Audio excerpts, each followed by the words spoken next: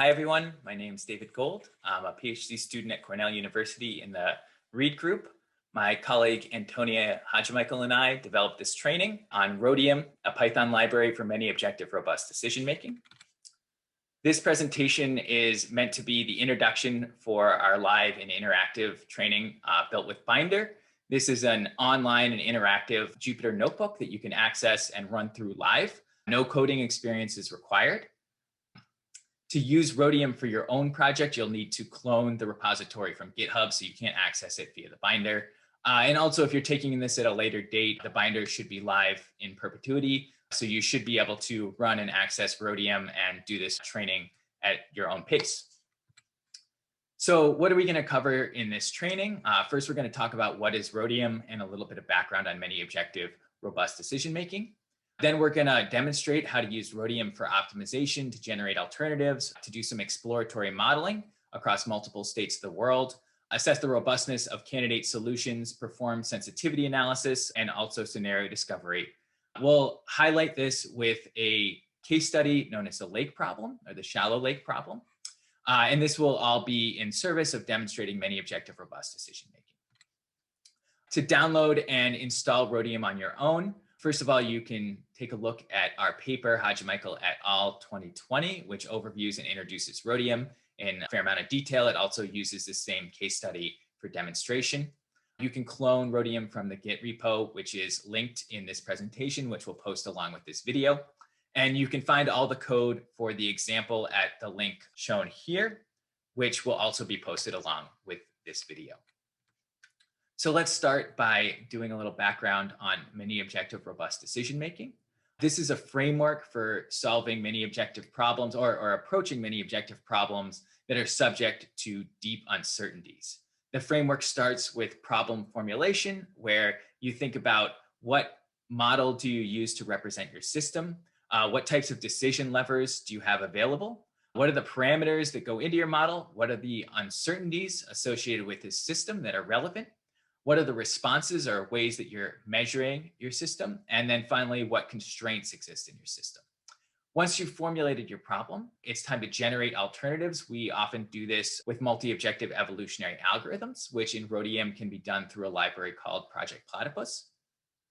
Once you have a set of alternatives that you've generated, you can conduct an uncertainty analysis where you stress test those alternatives across a broad set of deeply uncertain states of the world and simulate the outcomes in each potential state of the world. Once you've done this, you can do things like sensitivity analysis and scenario discovery to understand vulnerabilities across different solutions. You can also use visualization to do some trade-off analysis between solutions.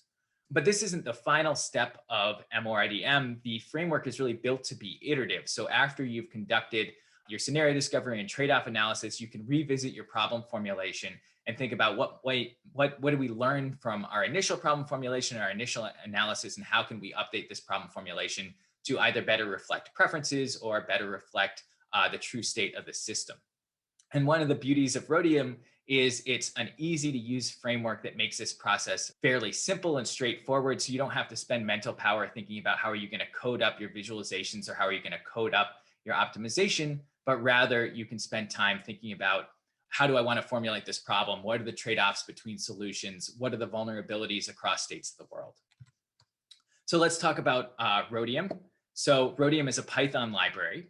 Like I've said, it's capable of multi-objective optimization. It's built for exploratory modeling. It has capabilities for scenario discovery and global sensitivity analysis. Here's a picture of Dave Hotka, who's actually the coder and developer who originally created Rhodium.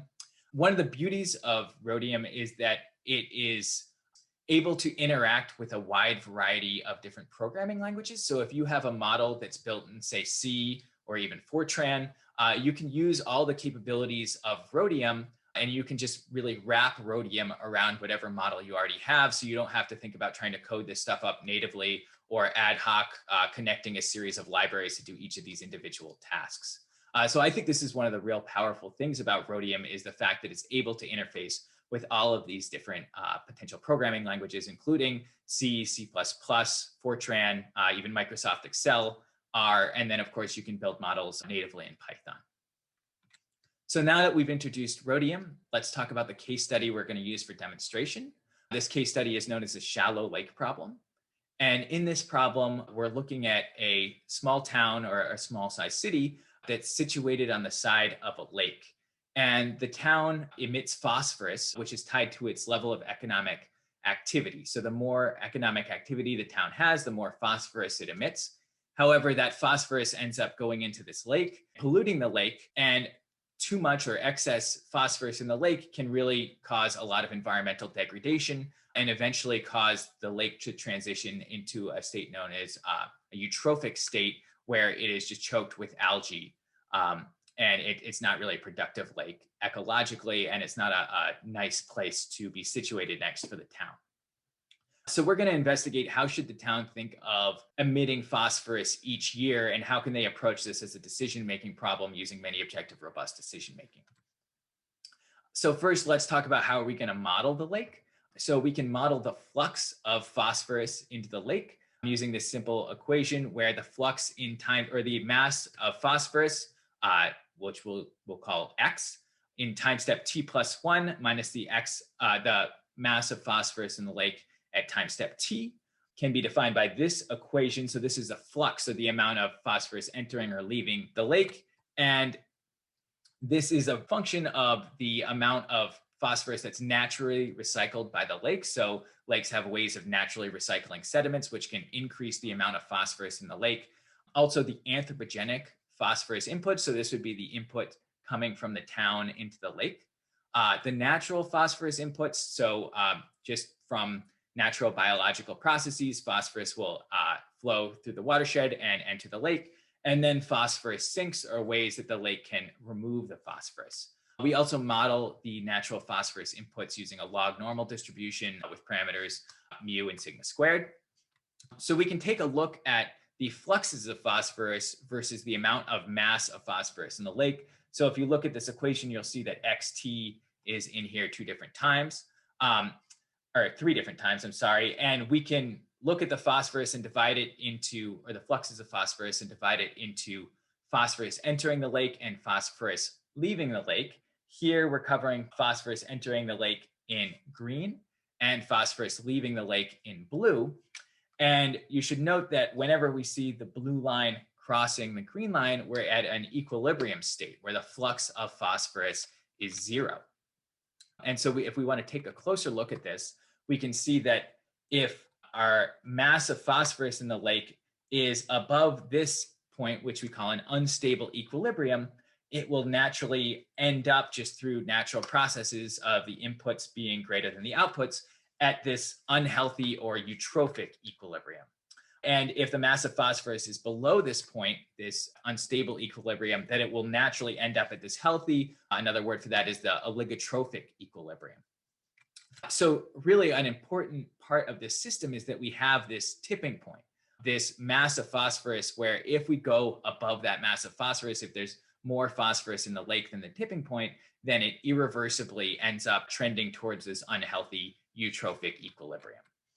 So why is this important? Why is understanding the system important? We're trying to decide what values of anthropogenic inputs, A sub t, to emit each year that maximize our economic benefits. But we also need to be aware of the increasing levels of phosphorus in the lake and think about the conflicting objectives of the health of the lake versus the economic output of the town.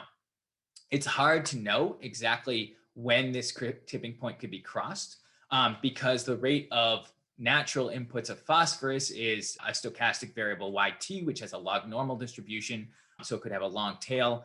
The rate of inputs in general, this green line, is also very nonlinear, so it makes it difficult to necessarily predict. And on top of that, the system parameters might be uncertain or even deeply uncertain. We might not have a lot of data to understand what is the value that governs the phosphorus removal in the lake? What is the value that governs the recycling rate? How does the rate of natural inputs vary? What are the moments of that distribution?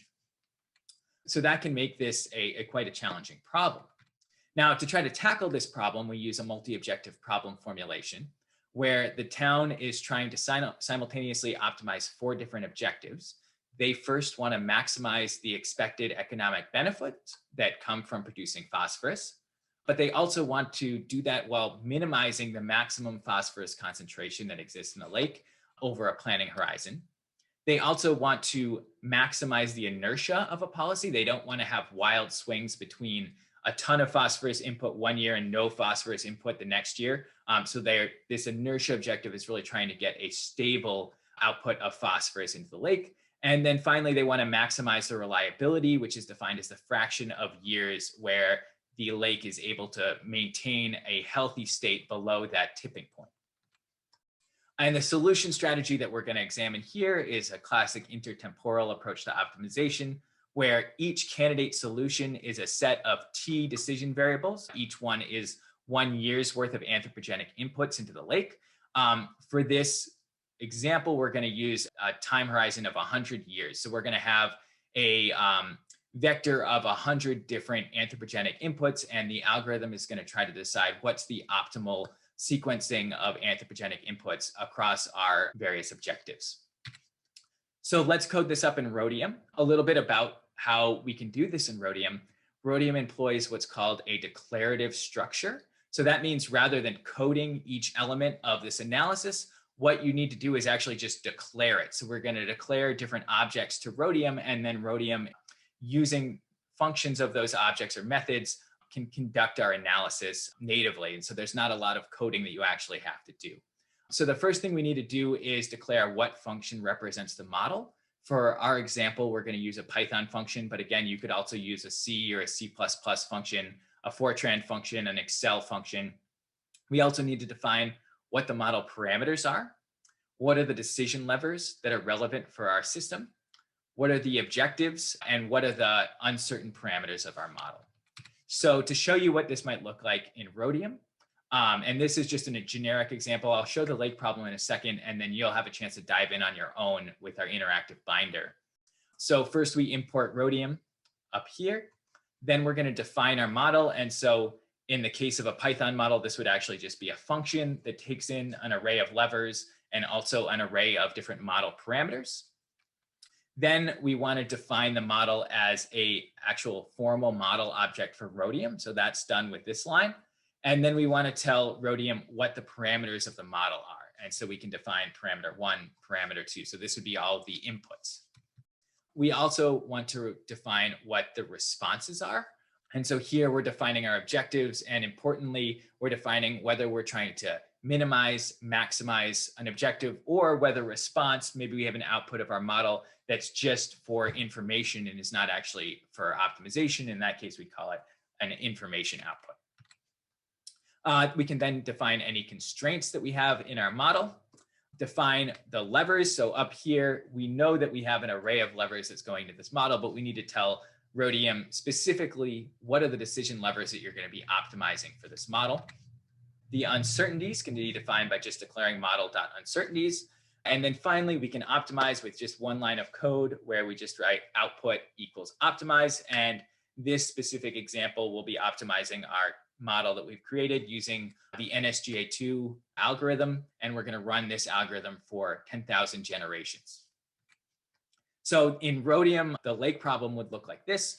We'd first define a model of our lake problem. Again, this is in the binder online, so you can see what this model actually looks like.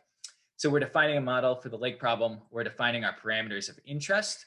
We're then defining our responses. So in this case, our responses is our 4 objectives. We're defining a constraint for demonstration purposes. We define our levers as the pollution limits for each year. And then finally, we define the different uncertainties that are within our system. So once we've done this, Rhodium also has a suite of visualization tools that are native to Rhodium and are built to interact with Rhodium's data structures. So this includes 2-dimensional and 3-dimensional scatter plots, parallel coordinate plots, kernel density plots. And these are all highly customizable in terms of the color scheme, in terms of brushing according to different criteria, in terms of which objectives you want to plot against which other objectives. And again, on Binder, we'll have like a little sandbox area where you can play around with these groups. So once you've conducted the optimization and visualized the results, maybe looked at the trade-offs, you can then conduct a sensitivity analysis. And so To do this, you'd first select one candidate solution to look into further, maybe multiple, but you'd be doing it one at a time. Rhodium has a suite of different sensitivity analysis tools, including the Sobel sensitivity analysis method, the method of Morris, the Delta method, just to name a few. Again, it uses this declarative structure to run. So first you define which policy are you interested in. For this demonstration, we'll look at the policy that maximizes the reliability. Then it's as simple as just having one line of code where you type result equals SA, which stands for sensitivity analysis, and you tell it, what do you want to look at? How many samples of sensitivity analysis do you want to run? So in our example, we'll look at the performance across 1,000 Latin hypercube samples of parameters. Each sample represents one potential future state of the world, or state of the world. The uncertainties in our lake system include the lake parameters B and Q, which are the removal rate and the recycling rate of phosphorus, respectively. The moments of our natural pollution, so the mean and the standard deviation of our natural phosphorus inputs, and then the discounting factor, which really governs how we calculate our economic objective. So we take a sample of these 5 different uncertainties and reevaluate our solution across this sample. And this can allow us to define which of these uncertainties is really causes sensitivity for our reliability objective. You can actually do it on any objective. So here are 2 different ways that we could visualize the results of a sensitivity analysis. Both of these are for a Sobel sensitivity analysis. Here we're looking at the first order Sobel sensitivity indices. In this other bar plot, the total order. And then this plot is showing them both at the same time, where the first order are shown as the solid circles, the total order are shown as the hollow circles, and the size or the diameter of them. And then the second order interaction between any of the parameters is shown as the width of the bar between different parameters. So each of the parameters are arrayed on the circumference of a circle. In addition to sensitivity analysis, you can also use Rhodium for scenario discovery. Rhodium supports specifically 2 algorithms, patient rule induction method, or PRIM, and classification and regression trees, which is also known as CART. Again, we have this declarative syntax to conduct scenario discovery. Here we're setting some threshold of performance, and these 2 algorithms will tell you which combinations of uncertainties cause you to meet or fail to meet those criteria. One thing I want to note is that in the Binder interactive activity online, you can run PRIM and CART, but the visualizations, there's some interactive capabilities with the visualizations that don't actually work on Binder. So you can create this. This is a trade-off of the coverage and density of a PRIM box. And when you're running Rhodium on your own machine, you'll be able to interact with this, which will pull up a second window that looks like this, showing you each of the boxes that PRIM found. In our interactive Binder tool, this capability doesn't work just due to the nature of Binder. You can also similarly run CART. Again, it's a very declarative syntax, so you just call CART. Again, this isn't actually an interactive visualization, but this visualization doesn't work on Binder, but it will work on your local machines. So that brings us to the end of our tutorial. We'll be there during the training to answer questions or explain things further. I hope that the Binder tutorial is fairly self-explanatory. I'm hoping that everybody can do it at their own pace, but we're definitely available for questions or just general comments. So feel free to reach out. Here's our contact info, and we look forward to seeing you at the conference.